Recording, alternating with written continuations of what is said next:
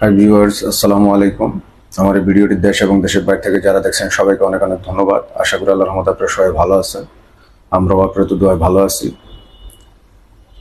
তো আমরা বাঙালি বীরের জাতি, আমাদের অনেক সাহস মাশাআল্লাহ। সারা দুনিয়া যেখানে আপনার মিসাইল, হাইপারসনিক মিসাইল আসলে সবাই এই আন্ডারগ্রাউন্ডে পলায় বা বাংকারে পলায়। আমি দেখলাম জর্ডান এবং কাতারে কিছু বাঙালি মাশাআল্লাহ, তারা উপর দিয়ে কয়টা মিসাইল যাইতেছে তারা গনতেছে, মানে তাদের সাহসের প্রশংসা না করে আর পারা যায় না।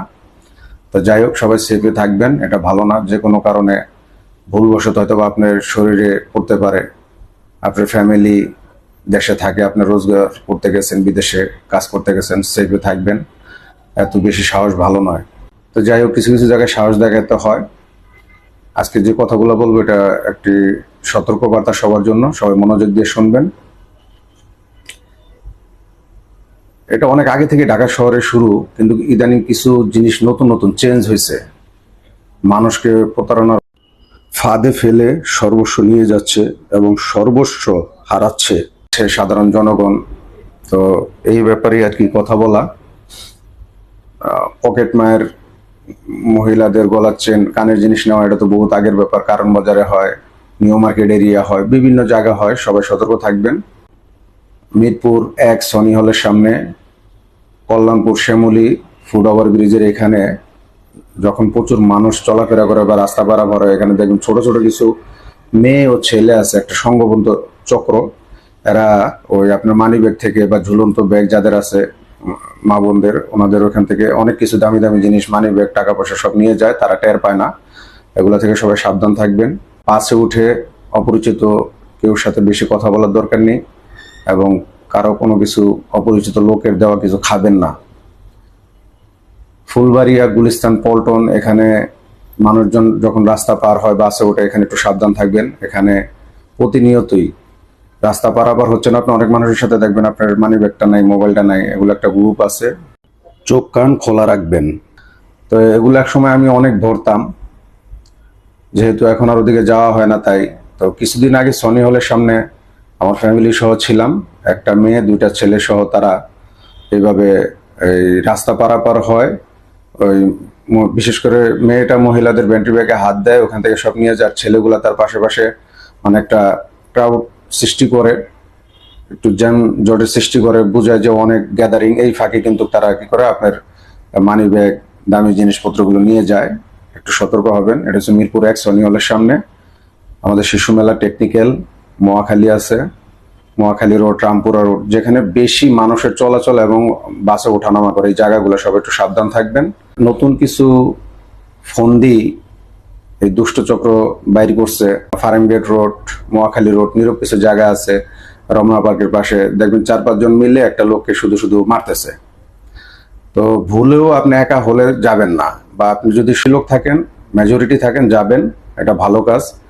তারা কিন্তু দেখবেন 7-8-9-10 জন একজনকে মারতেছে, আপনি ভুলেও যাবেন না একা হলে। কারণ কি জানেন, তারা একটা নিজেরা গ্রুপ তৈরি করে, নিজেরা একটা সিন ক্রিয়েট করে।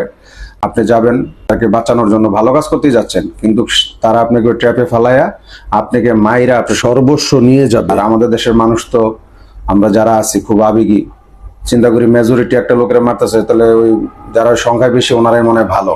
যেহেতু ও একা, ওরা সাহেবের মতো দেখা গেলে কি, আর হাজি সাহেবের মতো দেখা গেলে কি, যেহেতু ও একা, অবশ্যই ওর ভিতরে কোনো শয়তানি আসলে 10-12 জন লোক ওরা মারতেছে, এরকম চিন্তা ভাবনা আমাদের হয়। তো চিন্তা ভাবনা আপনি যেরকম করেন সবকিছু ওই রকম হয় না, এখানে বোঝার অনেক কিছু আছে।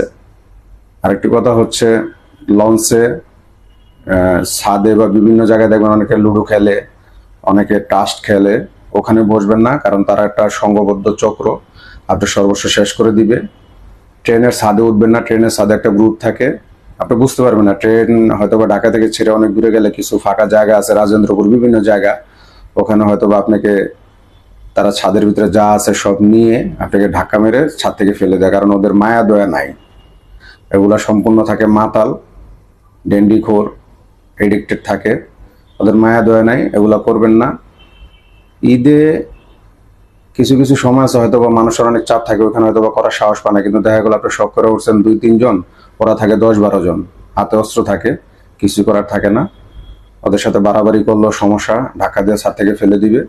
তো এইসব জায়গাগুলো থেকে একটু সেফ থাকবেন, সাবধান থাকবেন।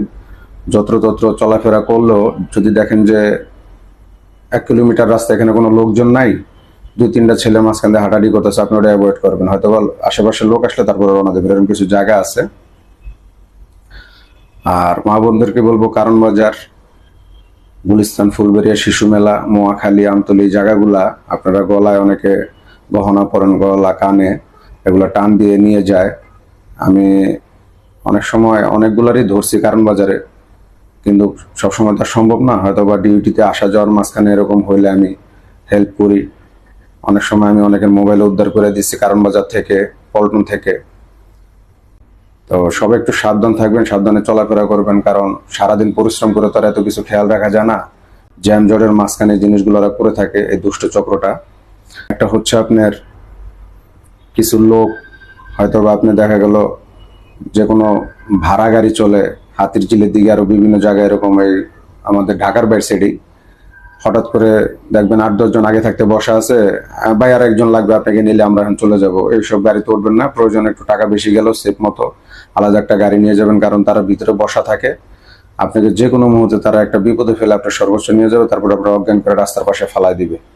তো বর্তমান জমানাটা যদিও এখন অনেক উন্নত হয়েছে, মোবাইল আছে, সবই আছে, কিন্তু তারপর আমরা নিত্য নতুন বিপদের মুখোমুখি হচ্ছি। আল্লাহ পাক আমাদেরকে হেফাজত করুক। সিএনজি বাই বা যারা প্রাইভেট কার বা উবার পাঠাও চালান, কিছু কিছু জায়গা আছে আপনি টিপ নিয়ে যাবেন, হয়তো ওনারা বললো ভাই একটু বিস্কুট নিয়ে আসো বা একটু পানি খুব নিয়ে আসো, তো আপনি দিয়ে আনাবে। আপনি তো এখানে সন্দেহ করার কোনো মানেই হয় না যে আমার বিস্কুট আনাইলো, পানি আনাইলো, এখানে কি থাকতে পারে। ওই বিস্কুট পানিটা আয়না দিবেন, এবং তাদের কাছে আবার আরেকটা বিস্কুট পানির রিজার্ভ থাকে, ওগুলোর ভিতরে মিশানো থাকে মেডিসিন। আপনাকে বলবে ভাই নেন, অনেক রোদের ভিতরে খান, আপনার ভুলেও খাবেন না। যদি তাদের খাওয়াইতেই মন চায়, তারা নিয়ে আপনার সেফ জায়গা যেখানে আছে আপনি থামতে বলেন, ওখানে যদি তারা থামে খাওয়াইতে চায়, এটা হচ্ছে আলাদা জিনিস, কিন্তু তাদের দেওয়া জিনিস খাবেন না। এতে আপনার গাড়িটা হারায় যাওয়ার সম্ভাবনা আছে বা আপনার ক্ষতি হওয়ার সম্ভাবনা আছে। আরেকটি কথা হচ্ছে, রাস্তাঘাটে যদি কোনো ভদ্র মহিলা হোক, ভদ্র পুরুষ হোক, যত ভালোই হোক, যদি বলে ভাইয়া আমি তো ঢাকা আসছি, আমার মোবাইল হারায় গেছে বা ঠিকানাটা হারায় গেছে, একটা নাম্বার আছে, নাম্বারে কল দেন, কখনোই মোবাইল দিবেন না। এতে আপনি কিন্তু ট্র্যাপে পড়ে যাবেন, ক্ষতিগ্রস্ত হওয়ার সম্ভাবনা আছে। উপকার করা ভালো। এখন এমন একটা জমানা আছে, সব জায়গায় উপকার করতে যাবেন না, আগ বাড়ায় কাউকে কোনো বুদ্ধি দিতে যাবেন না। যদি সংখ্যায় আপনি বেশি থাকেন লোক, যে না এখানে বিপদে পড়ার সম্ভাবনা থাকলেও আমি এখান থেকে বাইচা আসতে পারবো, বা তাদের সাথে গ্যাঞ্জাম হোক সবকিছু মোকাবেলা করে আসতে পারবো, এটা ভালো। অবশ্যই মানুষকে হেল্প করবেন। বাচ্চা যাদের আছে স্কুলে, যদি পারেন একটু সময় দিবেন তাদেরকে একা একা ছাড়বেন না, স্কুল থেকে একা আসতে দিবেন না। বাচ্চাদেরকে বলবেন তোমার পরিচিত লোক ছাড়া, ফুপি হইতে পারে, চাচা হইতে পারে, বা আত্মীয় স্বজন ছাড়া বাইরের কোনো লোকের কিছু দিলে খাবা না। তাদেরকে এই শিক্ষাটা দিবেন। আর এখন চাচা বলেন, মামা বলেন, ফুপা ফুপু যাই বলেন, মানে কেউ মাইন্ড করেন না। এমন একটা জমানা আসছে যে এখন মায়ের কাছে শিশুরাও নিরাপদ না, নিজের সন্তান নিজের মায়ের কাছে নিরাপদ না, এমন একটা জমানা আসছে। আল্লাহ পাক আমাদেরকে হেফাজত করুক, এবং সবাই ভালো থাকবেন, দোয়া করবেন। ভিডিওটি যদি ভালো লেগে থাকে বেশি বেশি লাইক শেয়ার করে দিবেন, কারণ এই ঘটনাগুলো ইদানিং ঢাকাতে ঘটছে। আবার বাসা বাড়িতে কিছু কিছু জায়গায় দেখবেন ভাড়ার কথা বলে ঢুকে যাচ্ছে, বাসায় সর্বোচ্চ নিয়ে যাচ্ছে। বাসায় একা থাকলে লক করে দিবেন, না চিনলে কথা বলার দরকার নেই। অনেকে আসবে ভিক্ষা চাইতে আসে, এরকম পোশাক পরে আসবে যে আসলে সে ভিক্ষুক, কিন্তু সে আপনাকে কথা বলার চলে এমন একটা জিনিস আপনি শোনায় দিবে, আপনি অজ্ঞান হয়ে যাবেন, সব দিয়ে দিবেন। কিছু মহিলা আছে বা কিছু পাগল আছে, আমি অমুক জায়গা থেকে আসছি, কিছু অলৌকিক কথাবার্তা বলবে। তাদের থেকে হেফাজত থাকবেন, তাদের থেকে দূরে থাকবেন। এবং বাসা অবশ্যই উপযুক্ত লোক না থাকলে গেট খুলবেন না, কারোর সাথে কথা বলার দরকার নেই। রাস্তাঘাটে অলৌকিক কিছু দেখলে অবশ্যই এখানে যে দাঁড়ায় থাকবেন না, তাদের কথায় ওইখানে কিন্তু আপনি মনোযোগ দিবেন না, তাহলে সব হারানোর সম্ভাবনা আছে। এগুলো থেকে আল্লাহ পাক আমাদেরকে হেফাজত করুক, সর্বপ্রকার বিপদ বালা মুসিবত থেকে আল্লাহ পাক হেফাজত করুক। কারণ যে নিত্য নতুন ট্র্যাপ বাড়িতেছে, মানুষের চলাফেরা করাটাই অনেক কষ্টকর। তো সবাই ভালো থাকবেন, সেফ থাকবেন, আমাদের জন্য দোয়া করবেন। আসসালামু আলাইকুম রহমতুল্লাহ ওয়া বারাকাতুহু।